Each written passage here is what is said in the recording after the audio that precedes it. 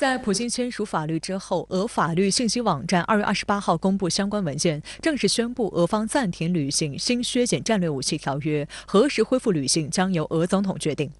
一周前，俄罗斯总统普京在莫斯科发表国情咨文，他在讲话中提到，俄罗斯将暂时停止参与新削减战略武器条约。他强调，俄罗斯并没有退出该条约。为了恢复在新削减战略武器条约的工作，俄方必须了解北约的联合打击武器库，包括法国和英国这些北约国家主张什么。在谈及核武问题时，普京还表示，俄方不会首先进行核试验，而如果美方首先进行核试验，俄罗斯也会对等进行核试验。俄罗斯驻美国大使安东诺夫2月27号称，俄罗斯暂停履行新削减战略武器条约的决定是目前形势下的正确决定。安东诺夫称，美国多年来严重违反新削减战略武器条约主要条款。美国宣称其制造的部分潜射弹道导弹和重型轰炸机不具备核打击能力，通过这种手法将超过100件这类武器装备非法排除在新削减战略武器条约的覆盖范围之外，并且不让俄方对此进行核查。安东诺夫表示，为了恢复条约的全面运行，美国必须重新考虑其反俄政策。第一个呢，它是一个暂停，而不是退出。这本身的话也表明俄罗斯对这个问题的态度是没有像外界期待的，或者说没有像外界说的那个样子，是一个彻底的停止。第二个方面的话，就说明俄罗斯跟美国围绕这个问题的一些斗争在当前的话也算是有一个阶段性的结果。那以俄罗斯暂停条约为一个标志，另外一个呢，也标志着这个条约暂停之后，美俄之间在这个战略稳定问题上的这种潜在风险有增大，这对整个世界战略稳定是有一个潜在风险。俄罗斯观点报报道称，截至2021年3月1号，俄罗斯共拥有517枚洲际弹道导弹、潜射弹道导弹和重型轰炸机机载弹道导弹。美国的数量为651枚，而算上封存的库存，俄罗斯拥有的核弹头数量是5977枚，美国拥有5428枚。俄罗斯国防杂志主编科罗特琴科表示，目前俄罗斯虽然是全球第一的核武库持有者，但这仅仅是以国家而论。俄罗斯的对手从来不是单一的某个国家，而是整个北约。经过初步计算，俄专家认为，目前俄罗斯的核武库与北约核武库之间大约还有550枚核弹数量的差距。这个差距主要是由英法这两个北约国家造成的，他们各自拥有200多和300多枚核弹。俄专家认为，借着此次重启核试验场的机会，以及目前暂停以后保不齐还会正式退出新削减战略武器条约的契机，俄罗斯完全有必要也应当补上这550枚核弹的差距，进一步扩充核武库总量，真正实现和北约在核威慑上平起平坐。而就在普京正式签署俄暂停履行新削减战略武器条约法律的同一天，美国国防部负责制定国防政策的副部长科林卡尔表示，俄罗斯暂停参与新削减战略武器条约的决定实际上不会造成任何重大变化。他还继续指责称，俄方此前并未履行遵守该协议条款，俄方未允许在其领土上进行必要的检查。科尔还说，普京决定暂停参与，而不是退出条约。我认为这证明这不是对我们施加影响力的有效杠杆，这也不会成为对拜登政府的有效杠杆。我们认为军控和战略稳定对美国和世界的安全很重要，但坦率讲，俄罗斯没有能力领导无限制的核军备竞赛。科尔表示，俄罗斯缺乏持续扩大核武库的资金，特别是其武装部队因俄乌冲突、制裁和出口限制而承受了巨大压力。不过，科尔也强调，俄罗斯仍然是一个拥有大量核武器的危险大国。鉴于这种威胁，美国应当保持警惕。在当前俄乌冲突又处在一个比较关键的时期，这样一个背景之下，那俄罗斯和美欧围绕着这个问题的一种外交博弈或者战略斗争也是处在一个白热化的这样一个阶段。第二个呢，就是当前北约或者说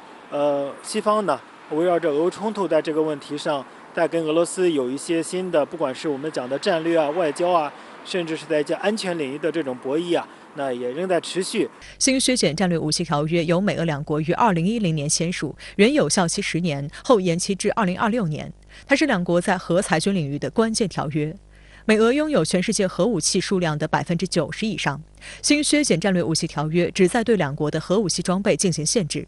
根据该条约，美俄两国需要将已经部署的洲际弹道导弹、部署的潜射弹道导弹和重型轰炸机上携带的导弹降至700枚，核弹头数量降至1550枚，并将用于发射核弹头的已部署和未部署发射工具数量降至800个。此外，该条约还设有核查机制，美国和俄罗斯的核查小组每年可以对对方国家的核设施进行18次临时通知核查，以确认对方是否履行了条约。新削减战略武器条约与美苏之间签署的反导条约、中导条约一并，被认为是国际核裁军体系的3大支柱。在美国先后宣布退出反导条约和中导条约之后，新削减战略武器条约成为美俄之间唯一军控条约。值得注意的是，在俄乌冲突不断升级、俄罗斯与美西方矛盾不断加剧的当下，俄方多次强调提升战略威慑能力。2月23号，俄罗斯祖国保卫者日当天，普京透露，首批新型萨尔马特洲际弹道导弹会在2023年内进入战斗值班。在俄罗斯3位一体战略核力量中，陆基核力量是其基础和支柱，而萨尔马特被认为是极具战略威慑力的新柱石。俄罗斯公布，萨尔马特的射程高达18000公里，是目前世界上射程最远的洲际导弹。普京曾在2018年发表国情咨文时透露，该导弹的一招撒手锏就是飞越南极，先向南再向北攻击另一个半球的敌方目标。分析认为，如果俄罗斯导弹以超大航程循系进攻，这将使得美国重点防御俄罗斯从北极和太平洋方向进行核打击的反导网无用武之地。另据俄罗斯报纸报透露，如果俄罗斯进行核武器试验，可能会重启俄罗斯中央核试验场。该试验场位于巴伦支海和喀拉海之间的新地岛。该试验场于1954年建立，可用于测试100万吨级核武器。人类历史上射击当量最大、使其爆炸威力最强、约合5000万吨 TNT 爆炸当量的沙皇炸弹，就是在这座核试验场投放并起爆成功，创下了人类有史以来实际建造过的威力最强军事武器世界纪录。这一纪录保持至今，依旧未被打破。相关话题来连线特约评论员孙兴杰。孙先生您好。当地时间2月28号，俄罗斯总统普京正式签署关于俄暂停履行新削减战略武器条约的法律。您对此有何观察？普京总统在发表国情咨文时提出要暂停新削减战略武器条约。俄罗斯的议会在第2天一致通过了关于暂停新削减战略武器条约的法案。普京总统签署了这一法案，这就意味着美国和俄罗斯之间唯一的军控条约被暂停了。虽然俄罗斯只是暂停履约，什么时候恢复由普京总统来决定，但是这一举动还是引起了广泛的关注，甚至是关于核恐怖的讨论。我个人认为俄罗斯此举的目标并不是军控或者是核威慑本身，而是通过这一非常之举扭转俄罗斯目前面临的局面。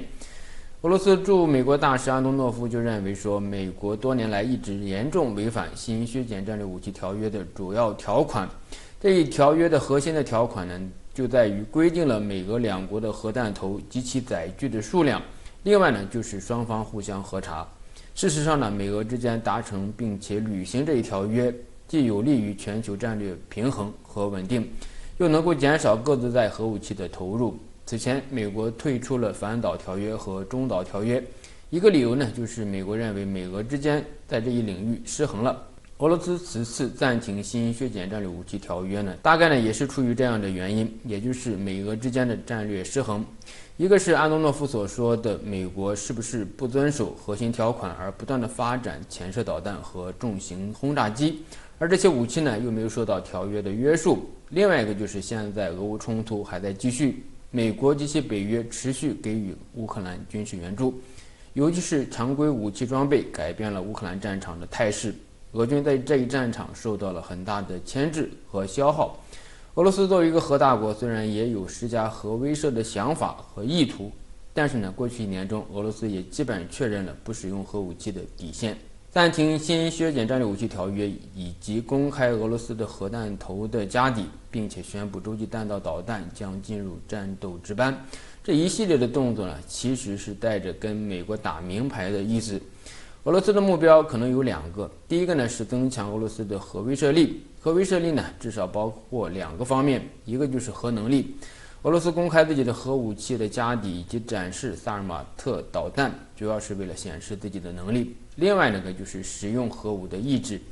从这一点来说呢，各个核大国已经达成了基本的共识，就是不使用核武器。因此呢，增强核能力以及核武器的可靠性就变成了俄罗斯增强核威慑的主要方式。为什么要增强核威慑力呢？俄罗斯总统以及多位高官已经多次透露出俄罗斯被攻击甚至被肢解的风险，从中呢也可以看到俄罗斯高层的忧虑甚至是恐惧。